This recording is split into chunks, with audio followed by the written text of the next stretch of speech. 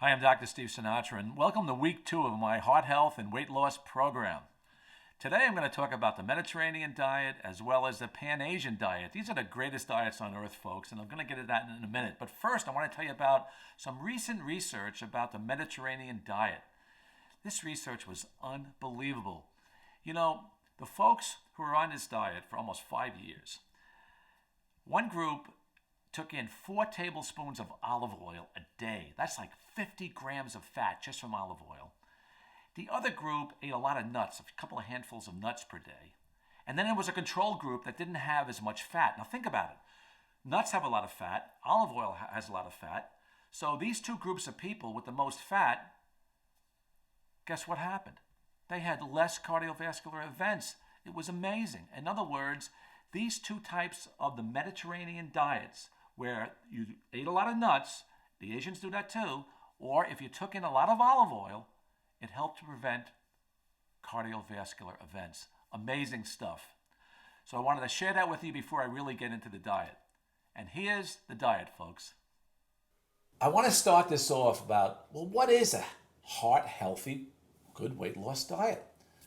Well, look, folks, I really like the Mediterranean diet, and I like the Pan-Asian diet. That's why I coined the term, the PAM diet, Pan-Asian Mediterranean.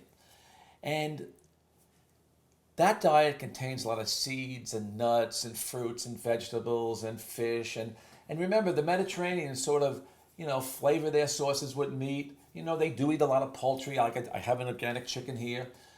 And the Asian people do seaweeds. They do a lot of fish, a lot of raw fish.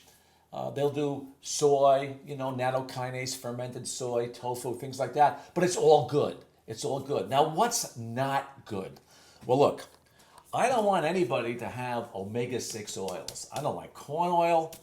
By the way, this is going right now. That's out. That's out. Corn oil is out. I don't want soybean oil. I don't want cottonseed oil. I surely don't want canola oil. All these oils, they're omega-6s, they create inflammation. What do I like? I like good old extra virgin olive oil. When I'm cooking, I like a lighter olive oil because it has a higher dew point. Now, what else do I don't like? Well, look, I asked you to give up white bread. Up in a trash can. Now, I want you to use less pasta. Less pasta. When we get into the program, I'm going to get away from all white products. These crackers, they got to go too. I'm sorry about that, but they just got to go. Now, I'm going to just tell you what now to substitute.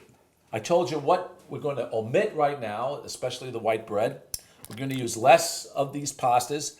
But to get into the program, I want to emphasize a low glycemic load. Now, what do I mean by low glycemic load? Well, look, if you balance your meals with a proper amount of proteins, carbohydrates, and fats, and it's done in a way that makes sense, you're not going to get an excessive insulin response. Remember, it's insulin that's endothelial cell unfriendly. It's insulin that causes inflammation. It's these surges of insulin that go up and down. That's why sugar, where's my trash can? Here it comes again. Sugar's got to go out. Here we go. A lot of the foods on the Mediterranean diet and the Asian diet are actually higher in fat. Healthy fats do not elicit a major insulin response.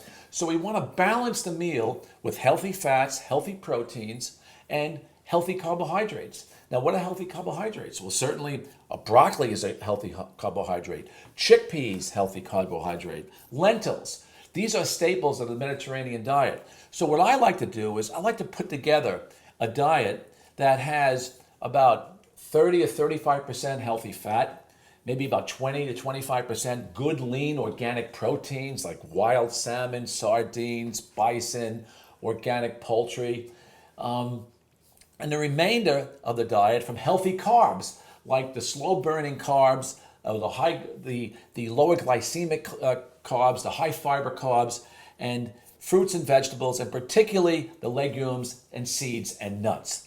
So we took away the foods that We want to use more of these foods. If you want to use oatmeal once or twice a week, steel cut oatmeal, I love it. It's a great breakfast food. Where are my eggs? If you want to use organic eggs, eggs are fine. I have no problem with eggs. They got, minerals, protein. My gosh, they have all the essential amino acids. It's a great food. Don't worry about the cholesterol in eggs, folks. That's a myth. And maybe some of you saw me on some of my previous webinars on the great cholesterol myth, but I eat eggs all the time. They're really good for you. Now, that's a great breakfast food. What about lunch? Well, lunch you can do a chickpea salad, for example. You can do salads like this Mediterranean salad I have here with tomatoes and zucchini. Certainly nuts and seeds can be consumed for lunch. Desserts, certainly fresh fruits and vegetables. One great fruit that some people I know use for dessert, I don't, but is avocado. Avocado is one of the best foods around because it's a monounsaturated fat. You're not going to get an enormous insulin response, a very little insulin response. You're going to get some glutathione. You're going to get vitamin E. And the best thing about avocado, which is a staple of both the Asian diet and the Mediterranean diet, avocado was on both of those diets. The reason why I like it is because when you eat it, it enhances the absorption of the other carotenoids like lutein and beta-carotene and lycopene. So I really feel strong about, avocado as a food, even though it's a fat. So in closing, what are the 3 items I want to give you this week, or what's your homework? I want you to keep a journal of what you're eating. And the last thing is I want you to bring either a journal or a notebook or something in a grocery store. I want you to plan, and this is very important. I want you to visualize and plan buying healthy, non-inflammatory foods. Hey, listen, pick up some steel-cut oatmeal, some olive oil, some coconut oil, some fresh fruits and vegetables. It's all good. And remember, when you go into a grocery store, you want to shop not at the middle aisles where all the processed stuff is. You want to shop on the ends. You want to get your organic meats, your range-fed meats, your wild salmon, your sardines, your good omega-3s that come out of either like wild bison or even, wild fish is loaded with omega-3s. You want to get your fresh fruits and vegetables.